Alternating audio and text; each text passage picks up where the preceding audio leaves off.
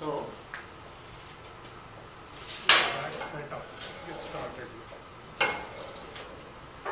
So, we are going to continue the discussion from last class, which was on processes, and talk about CPU scheduling processes today. And then next time we'll start talking about threads.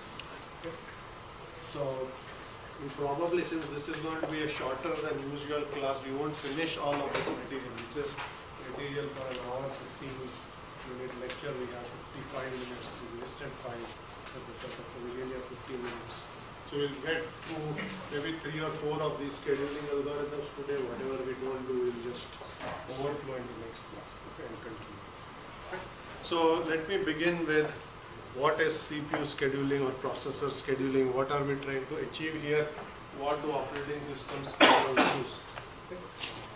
Is this visible from the back? Okay. Yeah. So, when you talk about scheduling processes in an operating system context, there are 2 kinds of scheduling. Something called long-term scheduling and short-term scheduling. Okay. So long-term scheduling essentially is the problem of new application startup, and if there are lots of them starting up or coming into the system all at the same time, the OS has to decide when each one of them gets to execute. Okay? So if there aren't enough resources, it may defer the execution of some processes. Okay? It may not even start them up. They'll just wait to get loaded into memory and so on. Okay? That's called long-term scheduling. It's an aspect we will not study here. Okay, but keep that in mind that it is something that the OS provides. So when we talk about CPU scheduling, by default we are going to mean what is called short-term scheduling. Okay, short-term scheduling is essentially the problem of given n processes that are running, okay, which one do you pick to run next on the CPU? Okay, so that's really the problem. So there are n processes to choose from. You have to pick one which will execute on the CPU. If you have more than one core, then you have to decide if there are k cores, you have to pick k. Okay, so that all k out of the n that are ready to run, you pick those and those get to actually execute on the CPU. That's the problem of short-term scheduling. Okay. So we'll ask the question, when does the CPU, when do you make these scheduling decisions, which is same as asking when does the CPU scheduler run. Okay. So as is mentioned here, the CPU scheduler will run whenever a process does I/O, okay, gives up the CPU because it is waiting on the I/O to finish. Whenever a new process starts or an old process terminates, you have to make a scheduling decision, or whenever the interrupt occurs in the system. Okay. So there are many points in time where the CPU scheduler gets to run. Any time it runs, what it has to do is it really has to look at the run queue. Okay, if you remember 2 classes ago, we talked about the states of a process, new, ready, run, and I said there's a run, not a run, at the ready queue. Okay, the ready queue is the queue of all the processes that are ready to run and are waiting for their turn to go on the CPU. So you look at the ready queue and say, of these processes, which one should I pick? Okay? And depending on the policy, we'll see that different processes may actually get chosen to run on the CPU. And that's really what the CPU scheduling algorithm will do for us. Okay? 2 types of CPU schedulers. One is called preemptive, the other one is called non-preemptive. Non-preemptive schedulers, essentially, once they pick a process to run, they let the process keep running for as long as it wants to run on the CPU. They don't actually say you can only run for a certain amount of time. You get to run, you run till completion, or you run until an I/O occurs and you voluntarily relinquish the CPU. Okay? That's called non-preemptive scheduling. The other class of scheduling algorithms is called preemptive. Okay? As the name suggests, in preemptive schedulers you can preempt a process. Which means you let it run, and then you can say it's time for something else to run, and you make it, force it to give up the CPU. So you can preempt or force a process from running, then you have preemptive scheduler. If you let the process run for as long as it wants, until it finishes or it gives up the CPU by doing I/O, you have non-preemptive scheduler. We look at both. Okay. Any questions on this so far? Okay. So we have to ask what makes a CPU scheduling algorithm good in some ways. Okay. So, and the answer to that is depends on what it is trying to achieve. Okay, what are the goals of the scheduling algorithm? So the typical goal is you want to optimize something in the system. Okay? And depending on what metric you are trying to optimize, you may actually end up with different policies that are good for optimizing them. So here are several metrics that I have listed. Okay, CPU utilization. This is the percentage of time CPU is busy.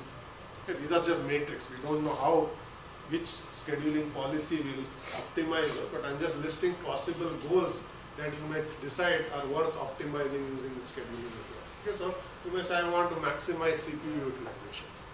You may say I want to maximize throughput. Okay, throughput is the number of jobs that complete per unit time. Okay, how many jobs are finishing in the system. You may want to optimize what's called turnaround time. Okay, the time it takes for a process to initialize to finish. Okay, that's the total. It's also called the completion time. Okay, turnaround time. You may want to minimize waiting time. Okay? Once a process goes from the wait queue to the ready queue, the time it waits in the ready queue before it gets to run on the CPU should be minimized. Okay? If that's your goal, you are trying to pick a scheduler that will minimize waiting time. You may want to optimize response time, that perceived time that a process takes to respond whenever it receives I/O input. Okay? This is a metric that is directly perceived by users. So suppose you click on something. Okay, let's say you click on the menu and you then expect a drop down to appear. Okay, the time between you clicking and the drop down appearing is the response time that your application is giving you. And the longer the response time, you feel that the system is slower to respond to you. Okay? So whenever the response time increases in any interactive system where you are actually interacting with the system through a mouse or through a keyboard or through a touch screen on a tablet, you want the system to respond quickly. If it responds slowly, you feel like the system is sluggish. Okay? So many CPU schedulers in interactive scenarios would like to optimize the response. Okay? Others might try to optimize the throughput or utilization and so on and so forth. Okay? Now these all look like worthy goals to optimize.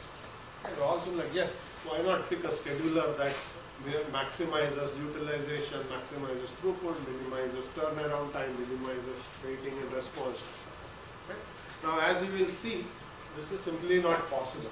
Okay? This is where you start making design choices. Okay? Many of these metrics are at conflict with one another.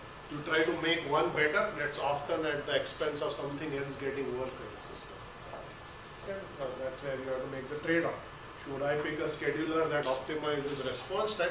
That may be at the expense of increasing throughput, for instance. Now, is that an acceptable choice? It depends on what you are going to use the system for. If it's mostly interactive, that may be okay. If you are going to run throughput-intensive jobs, that may be a bad choice. Okay, so typically, the choice of the CPU scheduler will depend on what applications are running in the system and how users are interacting with that system. Okay, and that should dictate which scheduler you pick. And typically most operating systems that you actually see commercially are designed for interactive use, many of them. Okay, so because they expect that there are users that are using a mouse or some other thing to click. But you have server operating system. They actually run server applications where users don't directly interact as if it was a laptop or desktop. Some other scheduler may work better there, for instance. Okay. Okay, so I just said this, you ideally want to pick a CPU scheduler that optimizes them all, but that's not possible. That's where you need to make some choices. Okay, so I also said what happens when you minimize all of those matrices, so I'm not going to repeat that. So we will now, what we will do instead is go through a few different scheduling policies or scheduling algorithms as they are called. We'll understand what they do, we'll understand what they optimize as a result of that policy, and we'll try to work through some examples and understand how they behave with respect to one another. Okay. So the assumptions we'll make are as follows.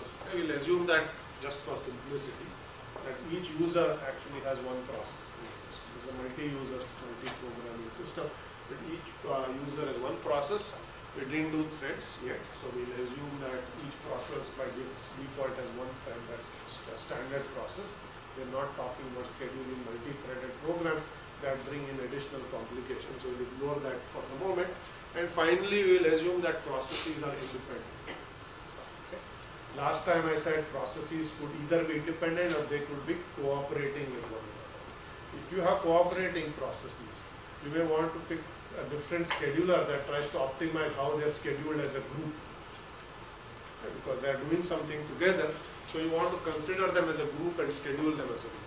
If you are independent processes, you consider each process independently of others. So you look at this process and say, should I schedule that next? And it doesn't matter what the other processes are, where they are in their execution sequence. Okay? You can simplify all of this, but for the examples here, we are going to assume, make these assumptions. Okay, so there are several different policies we look at, starting from very simple ones, so like FCFS or FIFO schedulers, and we'll go round robin, shortest job first. We'll talk about one called multi-level feedback queue. It's a variant of what is actually used in most Unix-like systems, Linux and BSD and so on. Okay. So that's where we start looking at something that start looking real. And then we'll talk about one interesting one called lottery scheduler, most likely next time, because we'll run out of time before we get through all of this. We'll start with FCFS, first come, first served. Okay, so very simple policy. Yeah, as the name suggests, also called the FIFO, first in, first out policy. Okay, as the name suggests, what it does is very simple. It simply executes or picks processes for execution in the order in which they arrive into the system. Okay. Processes come in, there's a ready queue. Okay. The ready queue is ordered in the order in which the processes are coming. It's a queue, so processes always join the tape. So always pick the process at the head and let it run. Okay. This is a non-preemptive scheduler, which means it will not interrupt the process. Okay. Once you pick a process, it will get to run for as long as it wants. Okay. If it takes hours to run, so be it. All other processes are waiting. So it either gets to run until that process finishes, or the process does IO, in which case it gets booted on the CPU. Okay, it basically goes into the wait queue, go to the next process in the ready queue, you pick it, and that gets to run, and so on and so forth. Okay, non-preemptive, okay, very simple policy. Okay, so it's just an example. So you have three processes here, A, B, and C, and depending on the exact order in which they arrive, they will actually run in different orders. So the order in which they get to run on the CPU is the order in which they arrive into the system. So if they arrive in the order B, C, A, B will run first, C and A will wait, okay, even though they all arrive at the same time, that's the order of arrival. Then C gets to run and then A gets to run. Okay. If they arrive in order A, B, C, then A will run and then B will run and C will run. Here's a slightly small tweak on that. So A, B, C arrive in that order. A gets to run, but before it finishes, in the previous two cases, we let them run until completion.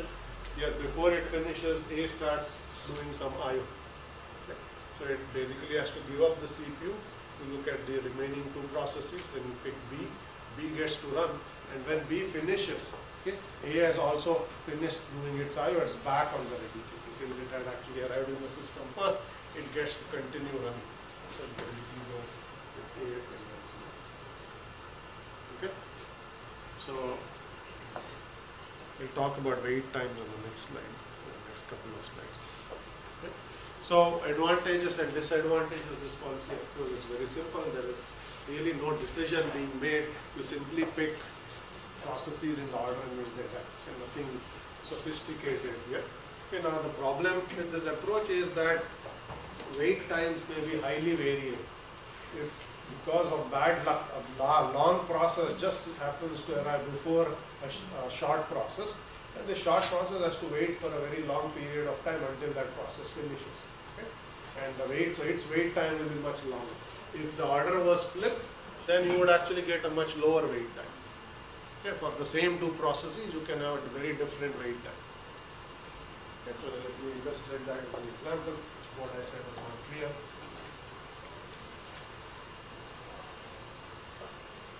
Let's say there are two processes, A and B. Okay. And both arrive at time 0. Let's say A runs for 10 seconds and B runs for 2 seconds. Okay. So A arrived first, so A gets to go first. It finishes at t equal to 10 seconds, and B gets to run, it finishes at t equal to 12 seconds. And you can ask what's the average wait time in the system.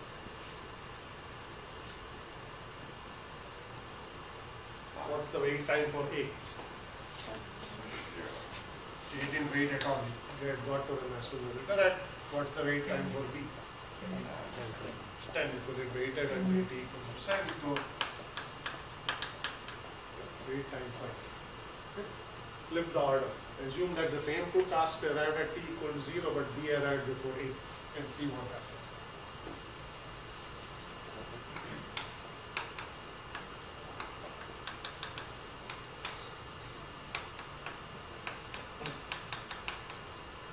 So now you compute the wait time. Wait time for B now becomes 0. Wait time for A is 2. Simple change in arrival order has actually reduced the wait time by a factor of 5. The average wait time dropped from 5 to 1. It's just because of the way the scheduling works. Okay, so if you get stuck behind a long job, your wait time will increase, and so will the average wait time of the system. Okay, so if you have a mix of long and short job, the algorithm here becomes very sensitive to the order of arrivals. If short jobs arrive before long job, things are fine.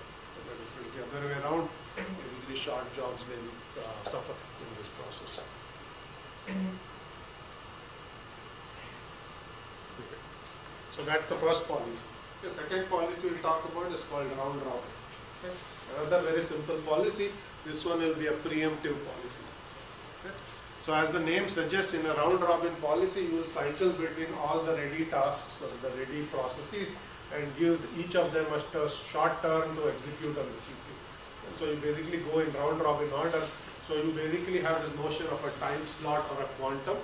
And a quantum is the maximum duration for which a process gets to run on the CPU. If it hasn't finished by the end of the quantum, it has to relinquish the CPU and let someone else run and wait for its turn again to continue running. Okay?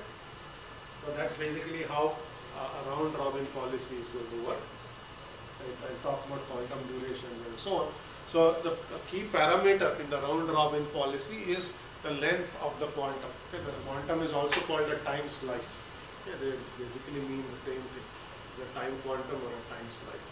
Okay? The length of the time slice can actually have a significant impact on the performance seen by application. Okay? So if you make it too large, the round robin policy will start approaching the performance, the bad performance of the first come first served policy. In the extreme case, let's make the time slice infinite. If the time slice is infinite, round robin degenerates to FCFS. Okay, once you pick up a process, it will just get to run because the time slice never expires by definition. It's an infinite time slice.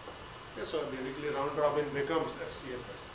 Okay, so that should tell you that as time slice becomes larger and larger, the waiting time in the system will suffer because the algorithm starts behaving more and more like FCFS. And we already know from this example that FCFS has poor waiting times and you have a mix of long and short times. Okay. Now on the other hand, if you make the time slice too small, okay, that becomes more fair. From a processes standpoint, this is fair. Everybody is getting to run. Okay, short order. Nobody has to wait too long because you are cycling quickly between all of these processes. But what happens is you spend too much overhead context switching. Every time you switch from one process to another, you do a context switch. Okay, last time when I introduced this notion of context switch, I think that's bookkeeping that the OS has to do. Wasted work. Okay? So if you do too much switching because you pick the small time slice, so you have to switch more often. If you switch more often, you pay this overhead more frequently. And that's essentially wasted work. So the percentage of useful work that you are going to do will keep shrinking. And the overhead of the context switch gets amortized over smaller and smaller times. So I did mention this 2 classes ago. So you want to pick a time slice that will balance the two. You don't want to make it too small, neither do you want to make it too large.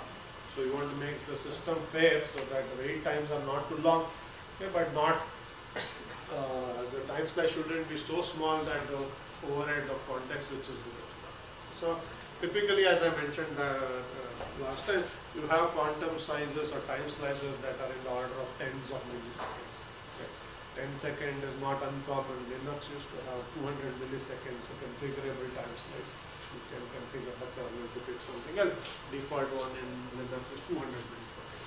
Okay, compare that to the context switch time, which are in hundreds of microseconds. Okay, worst case you may have as much as a second, but typically it's 0.1 millisecond is 100 microseconds. Okay.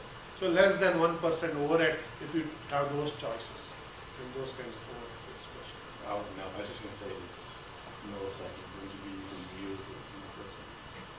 Sorry, what's the question? U is meant microseconds. Right. Yeah. I was just confused for a second. No, this is milliseconds. 0.1 millisecond would be 100 microseconds. Okay? Any other questions here? Is this clear what round robin does? Okay. So then let's do an example here. So here is a scenario of jobs, their lengths, order of arrival. And then we'll see what happens with FCFS, what happens with round robin, what the completion times are. Okay, so 5 jobs, numbered 1 through 5, all of equal sizes, 100 units. We don't care what they use, think of them 100 seconds. Okay. We'll assume that if for round robin the time slice is 1 second. Okay. For FCFS there is no time slice, it's a non-preemptive schedule. Okay. So what happens in case of FCFS? We will simply schedule them in this order. Okay. Job 1 will run, it will complete at 100 seconds. Okay. Then job 2 runs, it needs another 100 seconds of execution time, it will complete at 200 seconds. Okay. Job 3 will run, complete at 300, 400 and 500. Okay. That's what is going to happen in case of FCFS. Okay. So now you can tell me what happens for round robin.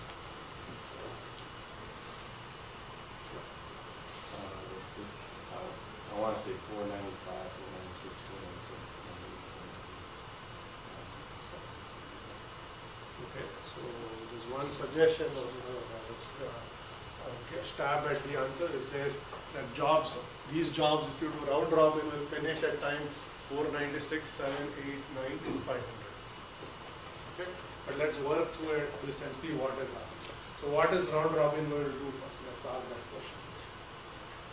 Okay, so these 5 jobs have arrived. Which one will run first? One will run. For how long will it run? 1 second. 1 second. If it runs for a second, gives up the CPU. It has 99 more seconds of execution time remain. 2 runs next. Runs for a second. No IO here. So it's very simple. 2 is going to run. It will again run for a second. Give up the CPU. And 3 runs and 4, 5 and so on. And then you cycle back. You do the same thing. Okay. So you need to do 100 cycles for each of them to have finished. Because they need 100 seconds. Each time they run, they get 1 second. So they need to actually run 100 times on the CPU before they are actually run to completion. So if you just keep doing the same thing, you will see that when the job 1 at time 495 seconds, when it runs at that point, it is actually running for its last 1 second of execution. It finishes at 496 and then 2 runs 497, 498, 499, 500.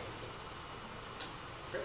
So both sets of jobs finish at t equals 500. All jobs are done by that time. But in FCFS, the first job finished at time 100 and the last job finished at 500. Big variation. Every 100 second one job finished. Here they are more or less finishing at the same time within 5 seconds of one. Okay? So you can imagine this is more fair. So they all arrived at time t equals 0. So they are all and they all have equal demands on the CPU. They are all finishing more or less at the same time. Here they are even though they all arrived at the same time, they are identical in their compute needs. They are finishing at vastly different times. So this should tell you something about fairness. Yes. So last column there, wait times. So we'll have to compute the wait time for each job. So you can, of course, think about the wait time and say this job arrived at 100, it finished at, arrived at 0 rather, finished at 100, so it didn't wait at all, so wait time should be 0 and so on. Okay, but let me give you a very simple equation that tells you how to compute wait time without thinking. Okay? Because when you do round robin or more sophisticated ones, it will become more complicated.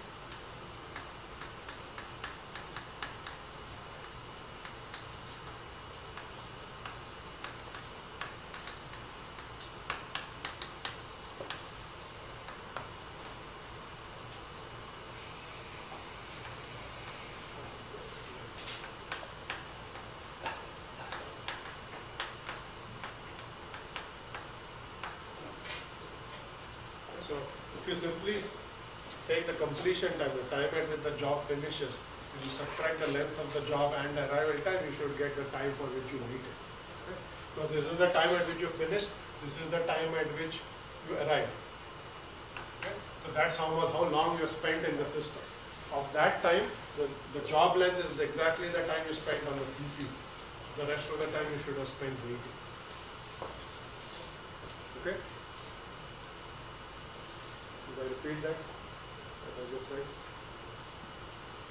Okay, so you can just think about this way. Okay? This is the arrival time A. This is the completion time, two arbitrary. Okay?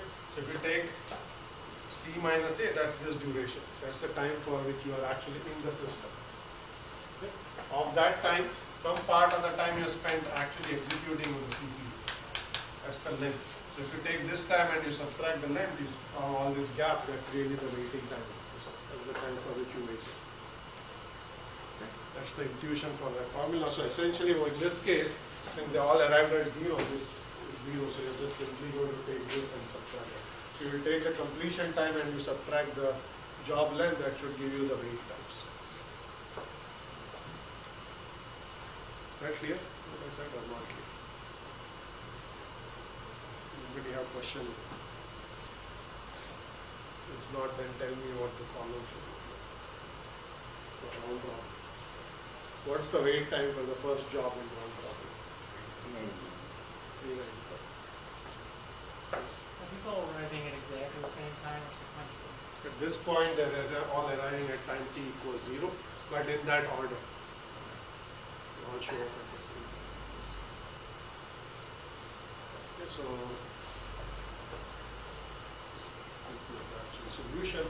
So what you do is, to do completion or wait times here, you will take these two.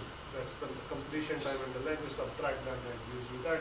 Subtract that gives you that, and so on. If you want to do the same thing for round robin, you will basically say it's finished at t equals 499, ran for 100, and it arrived at 0. So 499 minus 100 minus 0 is 390. So you can do it formulaically, or you can think about it and give you the same solutions. Wait, the wait time is not when it first gets. Sorry, what's the question? For wait time, it's not when it first begins, first lands on the CPU. It's when it actually finishes. No, so wait time is how long did you spend on the ready queue waiting for your shot at the CPU. Oh. Okay? That's what you do. That's what you call waiting. Okay? So I'm just waiting. Nothing is happening. I'm just waiting for my time. How long did you wait? That's really the question. So that's basically going to be completion time minus the time for which you actually ran on the CPU minus the arrival time. That's the time for which you are waiting. So you do nothing but wait for your turn. Yes, what's the arrival? What is the arrival time? Yeah. Arrival time is the time at which you arrive into the system. So here is the abstract time, right? So it's 0. So let's assume you arrived at noon. And this is noon. You finished at 1 p.m. Okay? How long were you in the system? 1 hour. Okay? That's 1 p.m. minus noon. Here, job 1 to 5, We all arrive at 0. Time 0. We could of course give you examples where we have different arrival time. There may be an arrival time column here saying this arrived at time 0 second, that arrived at 10 seconds. So here we just simplified it, everybody arrived at the same time. Okay? Any other questions? Is this clear? Because these are exercises you have to do in homeworks and things like that, so you better have some notion of what's going on. This is a different example. Again, jobs all arrive at the same time. There's no I/O. Okay. Context switch is 0. We're not assuming there's a context switch overhead here. Time slice is 1 second, but job lengths are different. Okay. FCFS should be straightforward. First job is going to run first. It will finish at 50 seconds. Then the next job runs. It needs 40 seconds of execution time. It finishes at 90. Okay. Job 3 starts running at 90, it runs for 30 seconds, it finishes at 120. This one runs 40, this one runs, finishes at 150. Okay, so that's straightforward. So you have to do the same thing for round robin. And each of them will run once for 1 second at a time. So The easiest way to understand or do this is you run once and then you subtract one from each of them. So then we have 49 seconds, 39, 29, 19 and 9 more seconds to go. So you keep doing this. Okay. So after 10 rounds of this job is going to finish. This is the shortest job. So it only needs to run 10, needs to get 10 quantums. Okay. So you have to ask, when does it get the 10th, when does it run for the 10th time? 50 seconds. At 50 seconds, right? Because each round takes 5 seconds. Each of them is running 1 second. So this will be done at 50. Okay, it's done. Then you are going to cycle, but then you will cycle among these 4. Okay, and you keep doing this. So you have to do a little bit of paper and pencil stuff. I'm going to cheat here and just give you the answer. Okay, just so that you understand what this technique does for us. Okay, so this will finish at 50, that will finish at 90, 120, 140. Here they will not all finish more or less at the same time, unlike the previous example, because the job lengths are different. Okay, but, so it's still fair, because job lengths are different, you can't do much about it. Okay. So this basically, if you take the average completion time, it basically ends up being the same as FCFS. This is just a contrived example where FCFS ends up doing matching the performance of round robin. Typically it won't, but in this case it does because of the way the example is constructed. Okay, wait time, you simply take this and you just subtract them. Arrival time is 0, so this you don't have to worry. Completion time minus length. Okay, 50 minus 10, 40. This is 150 minus 10, 140, and so on. So you basically get those numbers. Clear? So round robin is done. We'll do one more, maybe then we might run out of time. Next one is shortest job. So you keep making it more complex. Okay, so first two are simple. This one is, there are two variants of this, SJF, SRTF. Let me define them, they're not on the slide. SJF stands for shortest job first. SRTF stands for shortest remaining time first. Okay, they are basically variants of one another, as we'll see. Okay. So what does this policy do? Shortest job first says, look at the ready queue. Pick the job that is shortest. Okay, run that. Yeah. So you look at the ready queue, say which is the shortest job. You pick that job and you run. And this one that is done is non-preemptive, so you let it run till completion. Okay. Then you say, now what is the next shortest job? It gets to go next and so on and so on. Okay. SRTF is a preemptive version of shortest job first. It does the same thing, but it has the notion of a time slice. So you will pick the shortest job, okay, and you will get to run for a second.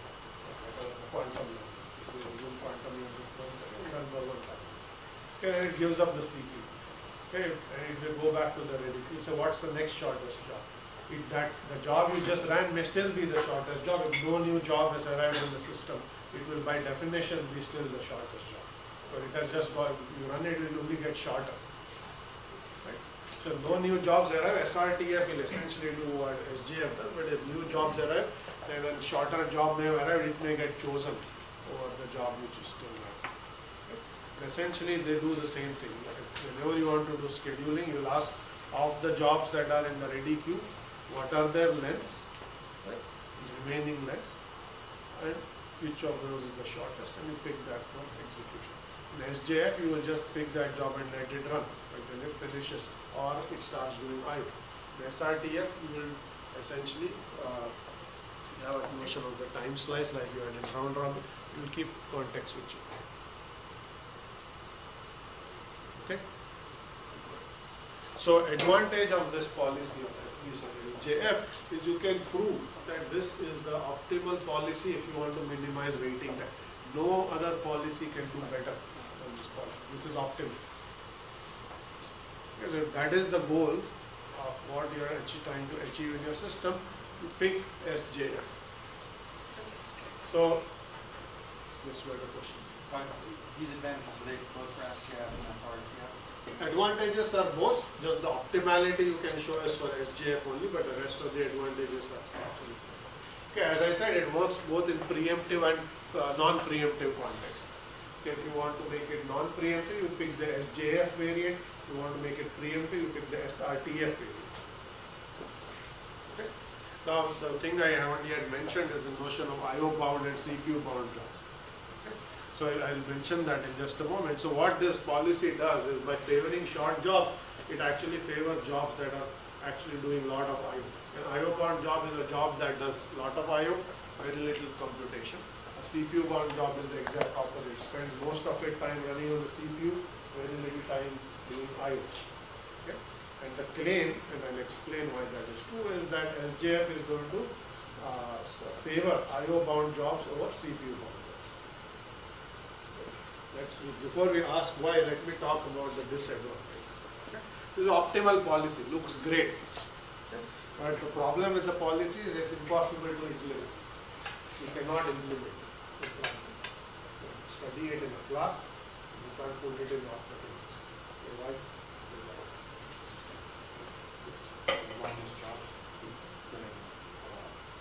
Longest jobs will keep getting pulled off. Okay, that's a disadvantage. But that's not a reason to say it's impossible to implement. Because if you implement it, you just have bad behavior.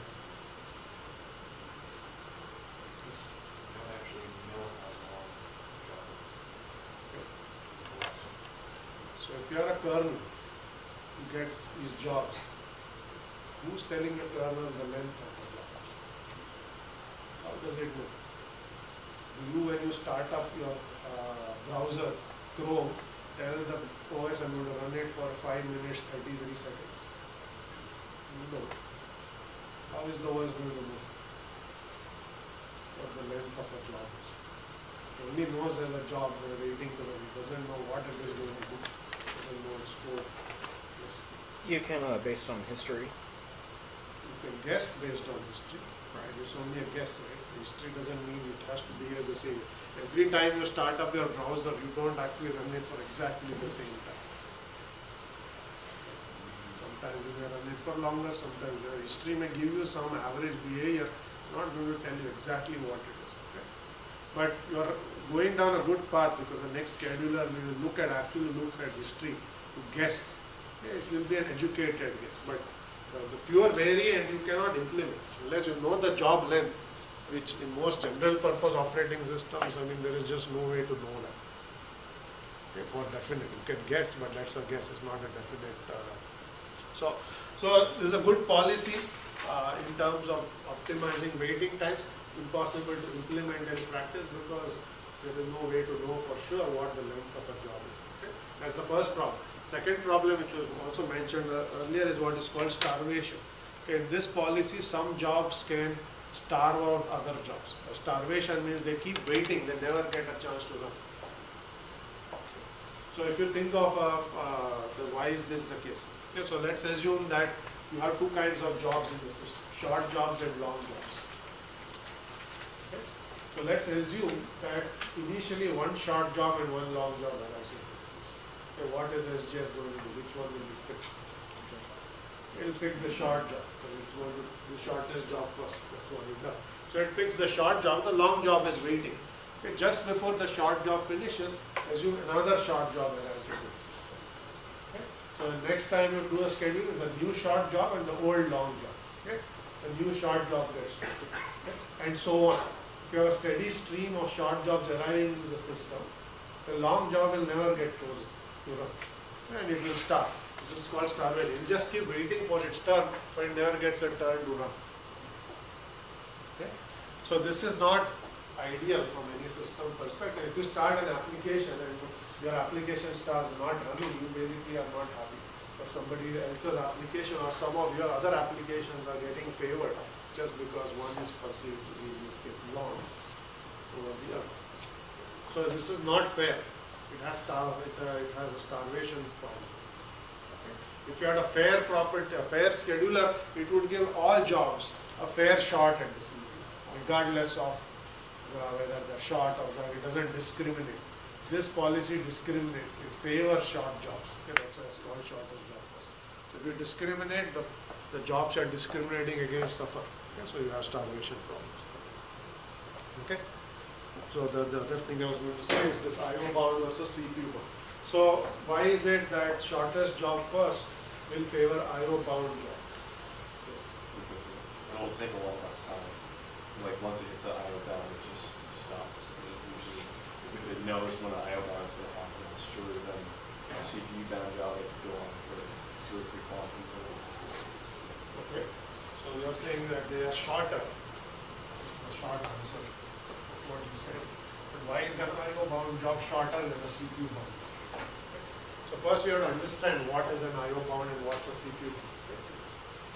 Because of context switching, you just hand off the process to like another driver and a sub-processor. So you could hand off the jobs to an IO device. So we will come to that, but let me just define IO bound and CPU bound. Okay, let's say this is a CPU bound job, this is an IO bound job. And over the lifetime, so if you take a CPU bound job and look at its lifetime, you see that over its lifetime, it spent most of its time running on the CPU, very little time doing IO. Okay, so if you look at the interleaving, you say there's a burst of CPU. This is when it computes, there's a little bit of IO. Okay. Another burst of CPU. So shaded means saying that this actually doing a lot of computation, then it does a little bit of IO and so on and so forth. IO bound jobs are exact opposite. If you look at the lifetime, most of its time is spent doing some IO. Very little time spent doing computations. Okay. So you exactly see the opposite. Where you see you get a lot of IO, a little bit of CPU, another burst of IO, another CPU, so on. Okay. That is how it looks when you look at its lifetime. Okay. Now ask the question from a CPU scheduler's perspective, how does it perceive a CPU bound job versus an IO bound job? Assuming you knew the job, okay, clearly you don't, but here we are assuming that you can look into the future and know the job. So what does this job look like? Job A and job B. If they both arrive at the same time, they both get ready to run at the same time, the perceived job length here will be that. The perceived job length for B will be that. So that's the length for which you are going to run before you give up the CPU. So which one will you pick? You have to pick shorter jobs. You'll actually pick IO bound job because they do short bursts of computation. Then they go back to doing IO. Okay. So because of the inherent behavior of CPU bound and IO bound jobs are precisely ones that do short amounts of computation. So they are short jobs in our system. So an SJF scheduler will pick IO bound jobs over CPU bound jobs. Okay. Now the claim, that's just its property, the claim we will make is that that's the right thing to actually do in a kernel, in an OS. That we actually want to design schedulers that will favor IO bound jobs over CPU jobs. So let's ask why is that the case. So what I'm saying is if you want to design a kernel that is well behaved, okay, pick a CPU scheduler that favors IO bound jobs over CPU bound. And then you will have good products. Yes. In an IO bound job, it's going to involve the user more. And if the program that the user is giving IO is favored, then the user will get what he wants done before the jobs that run in the background that he doesn't care about. Okay. So user is interacting with the application, user IO bound job gets favored, so user actually sees something happening, user is happy. Okay. Sort of the answer, but let's see if we can break it down into the properties of the CPU scheduler rather than how the users are perceiving. Yes. The resources of the machine are shared.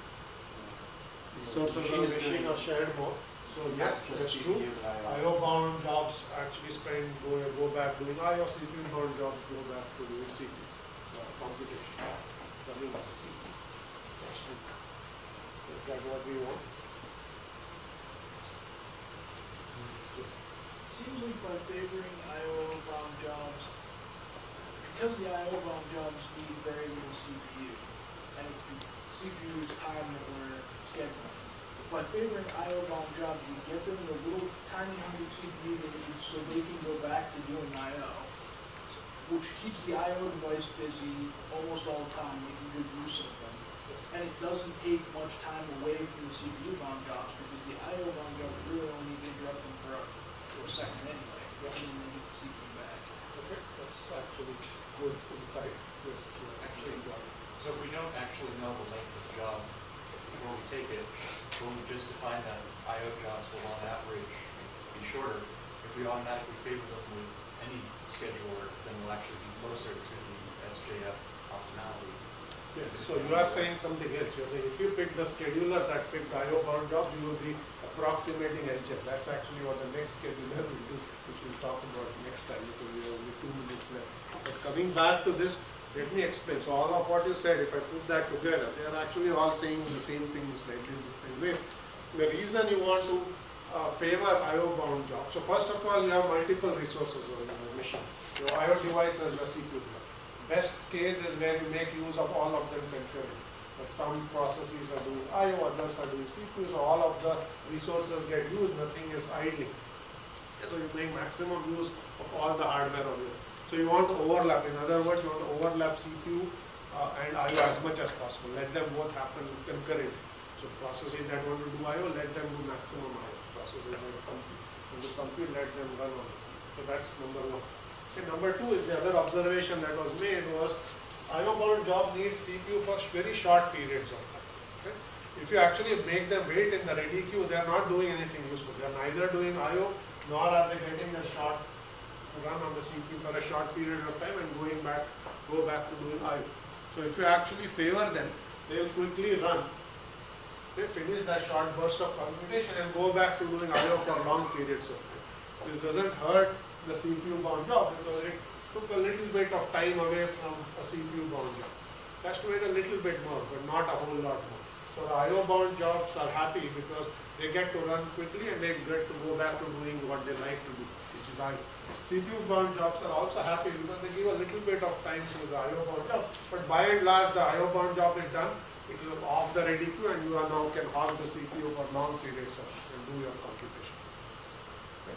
So this basically makes all the jobs happy in some sense because the compute bound jobs get to run for long periods of time. Okay, CPU bound jobs, IO bound jobs get to run for short period of time and then do long IOs. Okay. So if you actually had a CPU scheduler that favored IO bound jobs over CPU bound jobs, you get maximum overlap of IO and computation. You have very little wait time because the short jobs get to run quickly, long jobs don't. That doesn't add to the wait times of long jobs. So waiting time doesn't increase, and CPU bound jobs also get to run for long periods of time because when the IO bound jobs are gone, they get to run the CPU. So that's the scheduling algorithm we want. SJF tries to do that, but as we said, it's not practical. So now next time we are going to look at the CPU scheduler that will try to approximate what SJF is. You don't want to tell the OS this job has length 13. Okay? You want the OS to figure that out automatically. Okay? So we'll find a scheduler that will do that. Okay? So for today we are done. So that's tomorrow's class. So we'll go back to the regular lecture.